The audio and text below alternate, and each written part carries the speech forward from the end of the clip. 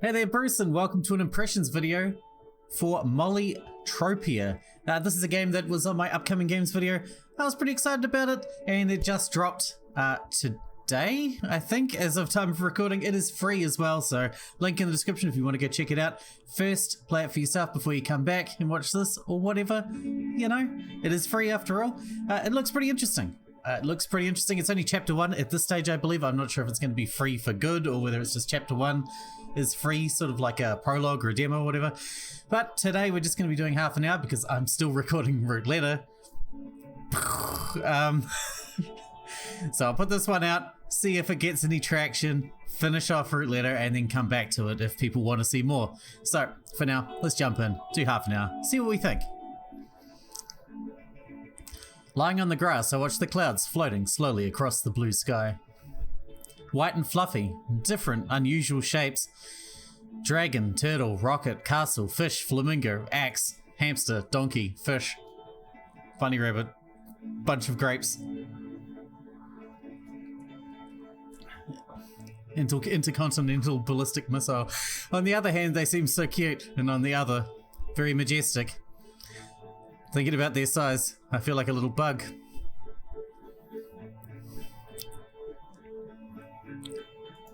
I like the painted art style. I wonder if the whole game's going to be like that. I wonder if the ant that just crawled onto my hand is thinking of something similar. There is a beautiful pink flower on its head, so it's probably a girl. Hello, I greeted her. That means it's a queen. The ant girl didn't answer, right? Probably, maybe. Instead, she tilted her head and bit me. Ow, it hurts. What have I done to you? I was indignant at the ant girl's behavior. I wanted to shake her off, but then I thought she might hurt herself. Come on, stop biting. That's not how you make new friends. And then our brief acquaintance was broken by a gust of wind. That's awesome. I love how it took the fucking... took the speech bubbles and everything with it. That was great. Oh, she was blown away. I hope it doesn't turn out to be something like a fatal fall off a cliff. I wonder how you do that effect in Renpai. This is in Renpai. Nah man, wind resistance will save her. Goodbye, ant girl, and have a good landing. At the same time, the breeze brought coolness and the fragrance of flowers growing in the clearing. I took a full breath and looked up at the sky again. How beautiful and peaceful it is, after all. The sun's rays gently warm my skin, keeping me from freezing. The grass under my back is softer than any mattress. Serenity. This place is too perfect to exist. Consciousness floats away under the sound of the river nearby. What is this place? My eyes closed, and I began to sink into sleep, where suddenly I heard a voice. Should I save?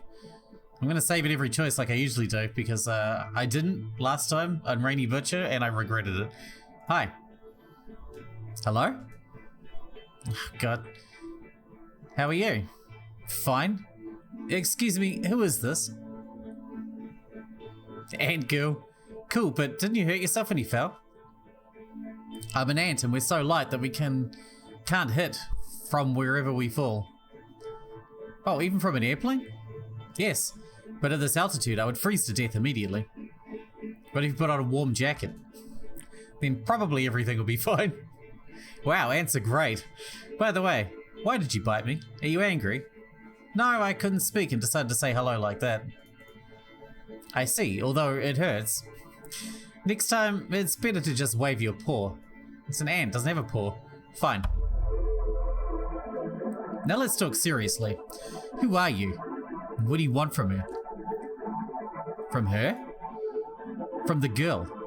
I won't let her get hurt. In that case, I have the same question. I'm not going to answer until I know your intentions. Similarly. I see. Then I can't let her wake up.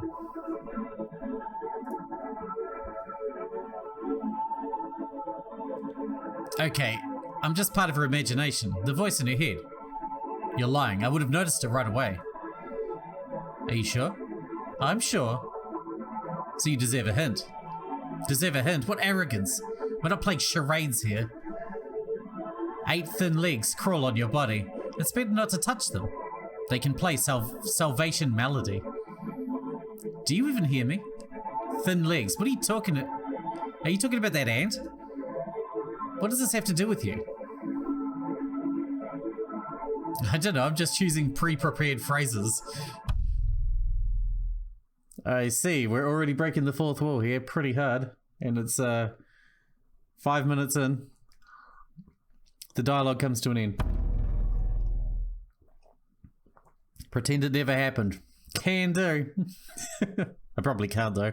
My eyes closed, and I began to sink into sleep, where suddenly I hear a voice. Hey. It's not hard to recognize. Hey, stop sleeping. Adventures await. I open my eyes, sat up, and look in the direction of the voice. It belonged to my friend, Kirill. And how does this boy manage to find me every time? I wasn't sleeping. I felt like I wanted to trick him out of spite. Then what are you doing? I have to come up with something smart and important. I was meditating. Huh? How's that? It's when you lie down, close your eyes, relax, and don't think about anything. So you were sleeping. Kirill summed it up. No, it's not. He didn't understand anything. Anyway, come on. I'll show you the door. The door? Why show it to me? This is an unusual door. We found it today with Dima and Masha.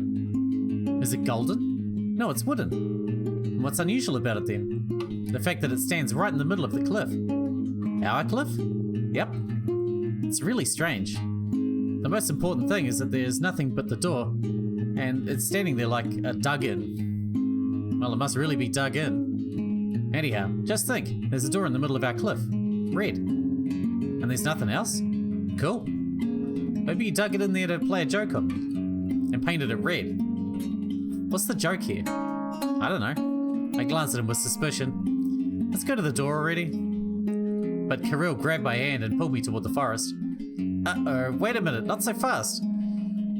A minute later we were in the forest. The tranquility of the afternoon glade was replaced by the mystery of forest shadows. Not creepy, but rather fabulous. Trees creaked here and there. I heard a cry of a bird. The air became more damp and cool. Except, one fact prevented me from being fully imbued with the atmosphere. We were running like crazy. My legs began to stumble.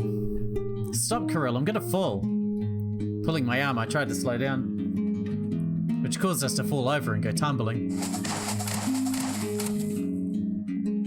That's how we died? What? What the fuck? Kirill's head was pierced by a sharp branch. It went straight into his eye and out the back of his head. And I ripped my stomach on something. Girl behind the tree? If I were asked to describe it in one word, I would say burlesque. Sounds spectacular and colourful. That was fucked. Consciousness slowly left my mind. The agony stopped. The end. Wait, what? Kidding. You don't think the girl would be so indifferent to her friend's death, do you? Actually, they survived, got up and dusted themselves off. What the fuck?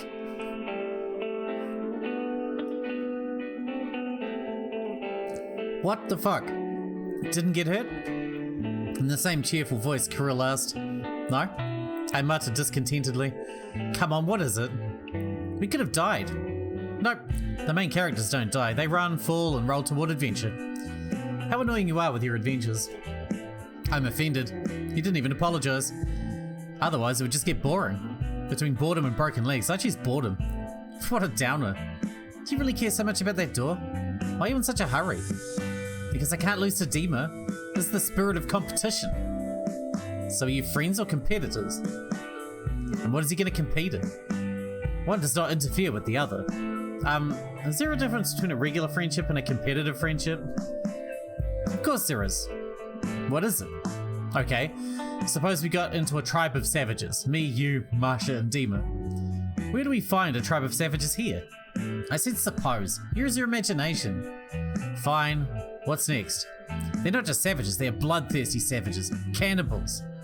Why does everyone always have to be bloodthirsty in your stories? It's cool, isn't it? And anyway, they tell us to fight to the death. I'm not gonna fight you. Exactly. I know you won't fight. So I'll kill myself heroically by making harakiri. How nice, but no. Bloody again. I'll do the same with Marsha, but not with Dima. We will meet in a duel, and the loser will accept defeat with honor. He will not be angry because we are competitive friends. I get it. You sure? Yes. If you can't wait, you may run ahead. I'll rest and come here a little later. Alright. He said cheerfully and rushed off, tossing goodbye. Just beware of the forest monsters. There are no monsters in this forest, I guess. Oh boy.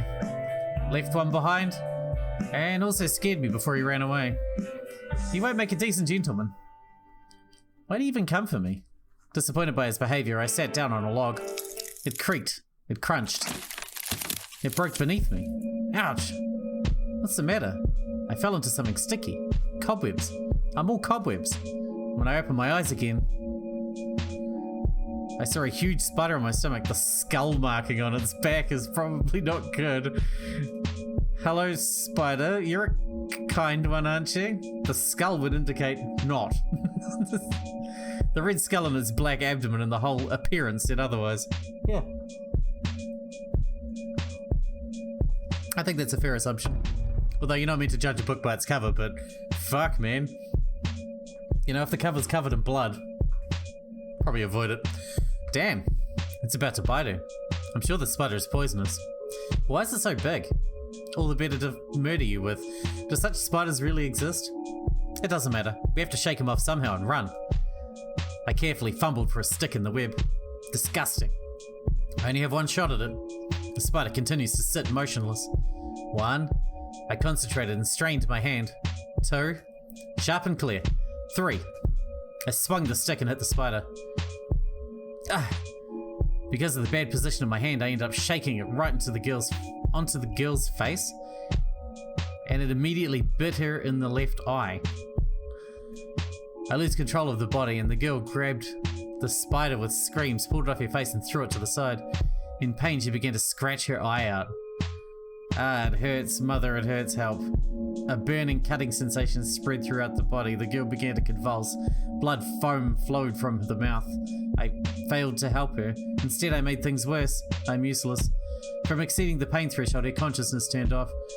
Soon the frantic pounding of her heart stopped. She died. This time the end is real, and if you want to change it, you have to start over. Maybe you made the wrong choice somewhere. For example, you wanted to tell more than necessary and didn't pass the check. What? What does that mean? I don't know what that means. Alright. I'm just gonna skip. Hi. Let's be friends. Oh, okay. And who are you? Your second personality. Why do we have a second personality? Really? Will you introduce us? I was joking. You're my first second personality. Liar, I'm offended. Come on, it was a joke. If you want, I'll get one more personality. Okay. Doesn't work. I'm sorry. I was joking too. We can have fun together, just the two of us. Well, but don't joke like that anymore, otherwise I was afraid that I'd offended you. Got it. Now let's talk seriously. Who are you? What do you want from her? Skippy, Skippy, Skippy.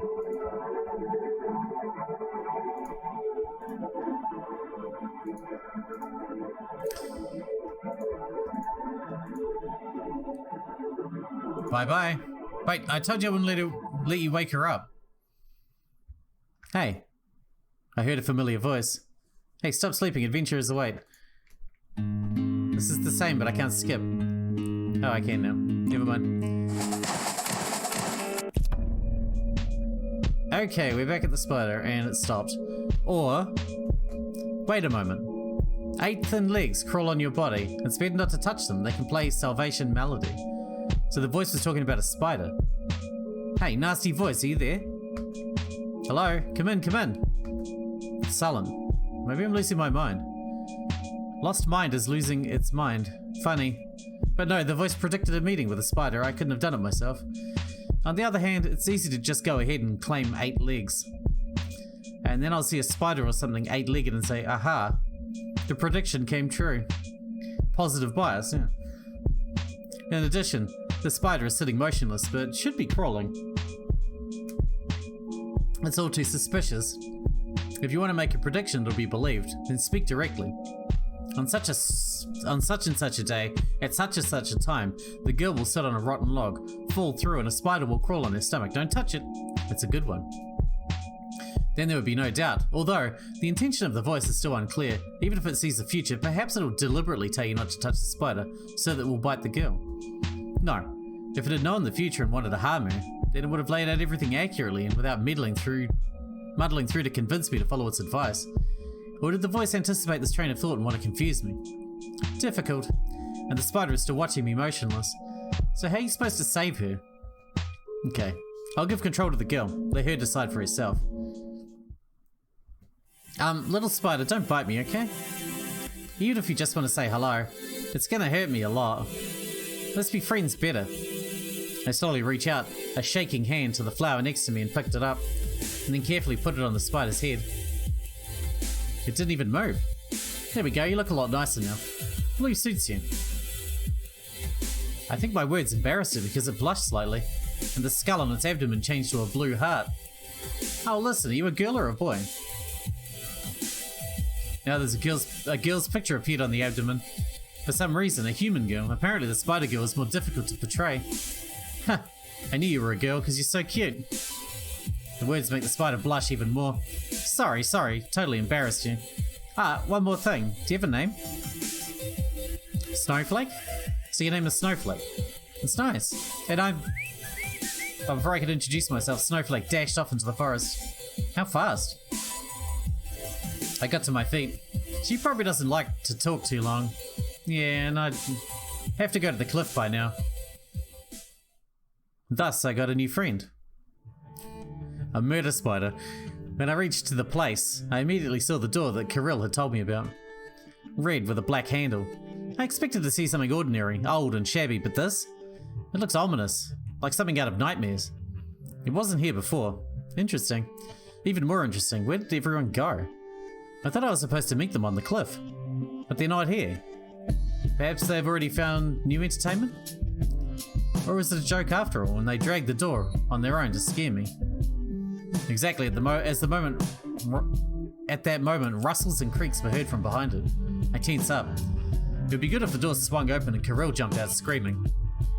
What's worse is if something scarier than Kirill comes out the other side. No, that's crazy. Hey, who's there? I shouted, getting up the courage. AUAO? There was an indistinct sound in response. Then two green bows appeared from behind the door. Immediately behind them appeared the head of the owner. Marsha? Hi. What were you doing there? Despite the usual cheerful smile, her face seemed a little sleepy to me. So the answer is obvious. I thought if I leaned on the door, it would be comfortable to sit and watch the scenery from the cliff. And how is it? Comfortable?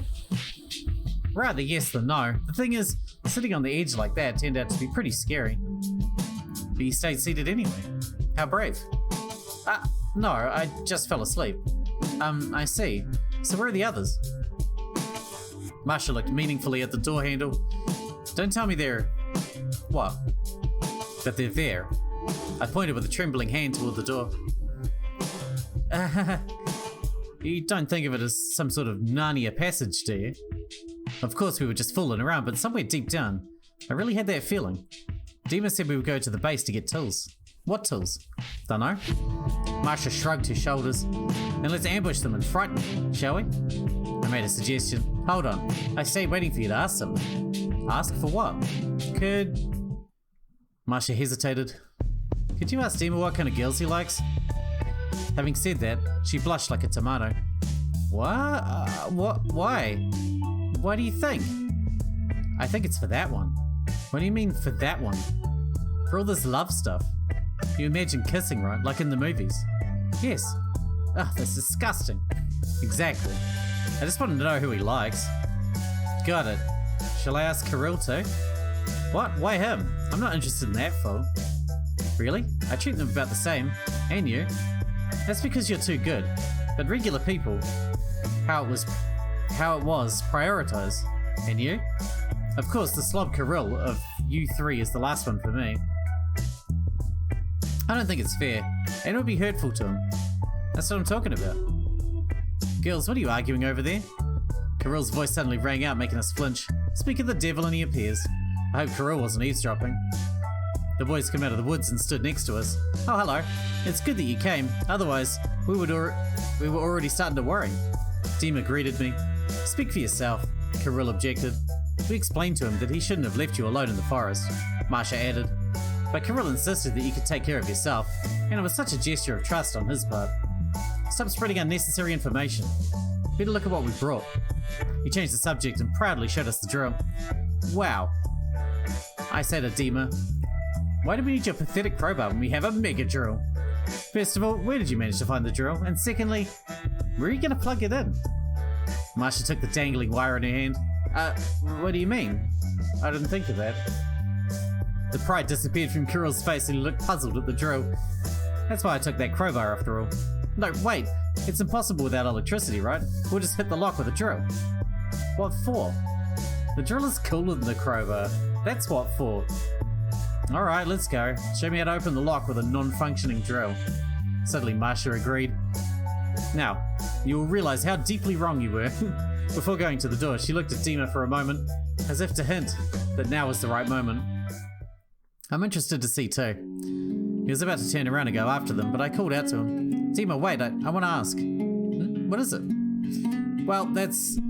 What kind of girls do you like? I tried to ask the question as naturally as possible. I felt like I was betraying Dima by playing on Marsha's side. His eyebrows went up, he opened his mouth, thought for a moment, then closed it again. Why do you ask?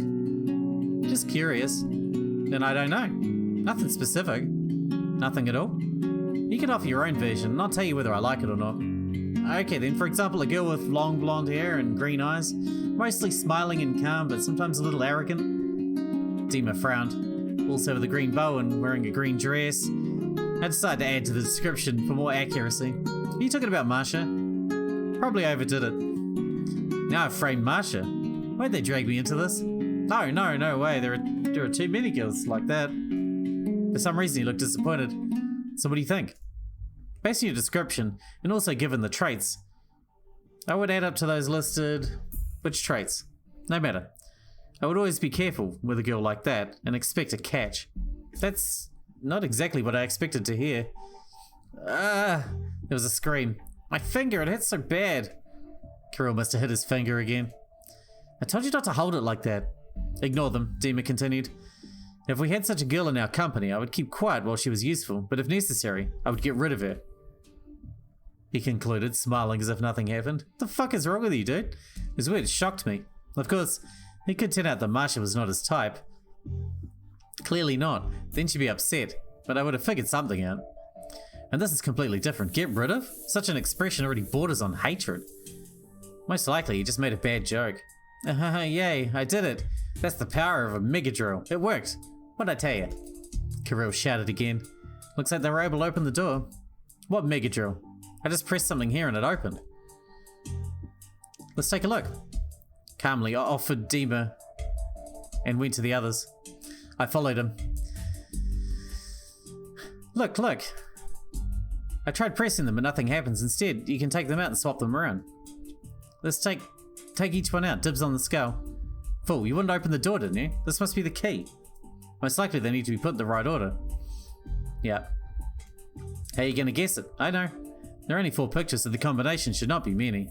Yes, but they can also be inserted sideways or upside down, and then there are more options. No one would make a key from upside down pictures. It looks crooked, not impressive at all. Why make a key that's so easy to guess? Imagine you're being chased, you run up to the door and begin to solve the combination. They catch you 10 times. So this key only does its job in situations where a person has no time? Exactly, it's an emergency door. It's even the colour red. It appears you run into it and then it immediately disappears. Why has it been standing here for hours now since it's an emergency? Broken. While they were arguing, I thought about Snowflake. She showed me exactly these pictures. Heart, snowflake, girl, skull. In what order were they on her? Let me try. I went to the door and started arranging the signs. She could do it herself. She could do it herself, absolutely. She's not going to, but she totally could. Yes. Skull. By tearing the cobwebs, I scared her and I was a threat. Heart, I gave her a flower and we became friends. The girl, she turned out not to just be a spider, but a spider girl. Snowflake, that's her name. Maybe I was making up that conversation and the spider was showing the cipher, but why? No, I can't doubt my friends. Snowflake is my friend. Done.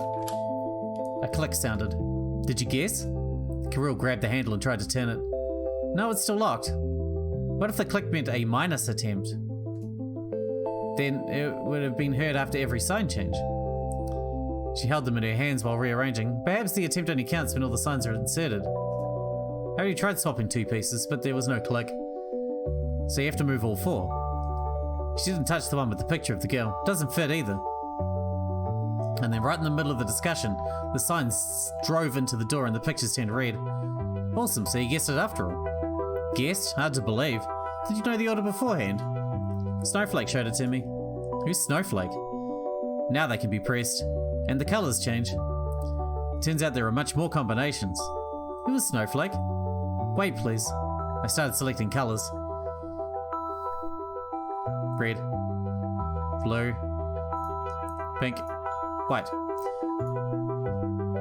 The skull was already red. We leave it like this. The heart was blue, because blue suits her. The girl was, purple. Apparently Snowflake decided it was the girliest colour. And the snowflake itself was white with a bluish hue. It's simple here. Seems to be right. Something else clicked, and the board under which the buttons were closed. I turned the handle carefully. The door creaked softly and opened. At the same moment, something pushed it from the other side, incredibly hard, throwing me a couple of meters away. Ouch! Oh. The grass softened the fall, but I still hurt myself badly. With bated breath, everyone looked through the doorway.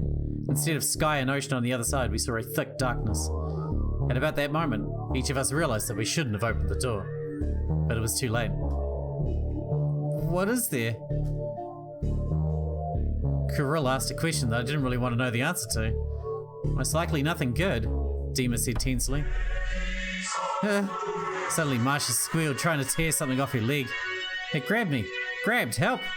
Kirill was the first to come to his senses. Run, we have to run. Before Kirill could even take a step, he immediately fell to the ground. Ah, it grabbed me too. These are hands, they're coming out of the ground, shouted Dima. It's hard to believe, but his words were true. A pale grey hand came out of the ground and grabbed my ankle. And then another one, and another. More and more arms wrapped around my body, preventing me from moving. As soon as I tried to scream, one of the hands clamped tightly over my mouth. The disgusting smell hit my nose and the taste of bitterness made me sick. All I could do was wriggle and mumble. Others were in the same situation. What should I do? What the hell is going on here? Confused, I failed to intervene immediately. Although I'm just as useful in the situation as a girl. More precisely, not at all.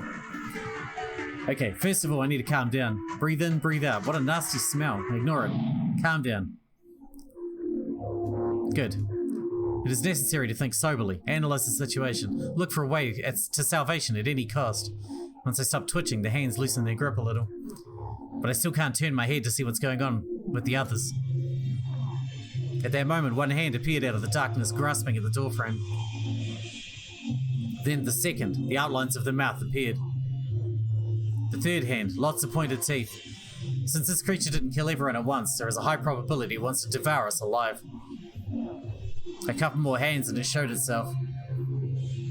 It vaguely resembles a mutilated baby's head. I have no idea how to fight it. Mother. Suddenly the monster spoke. Mother.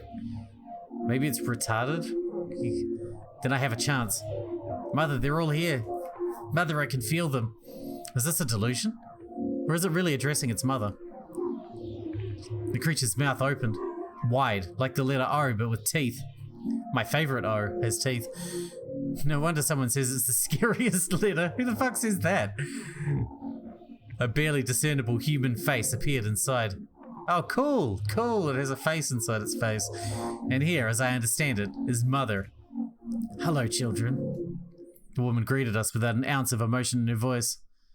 Your daily life has become too monotonous, so I decided to hold a contest. What the hell kind of contest? Are you excited? No? I'm sure you are. All children love contests.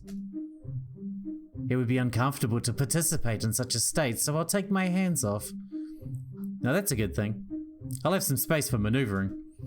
But know this, if anyone talks without permission or does anything strange, I will kill you all.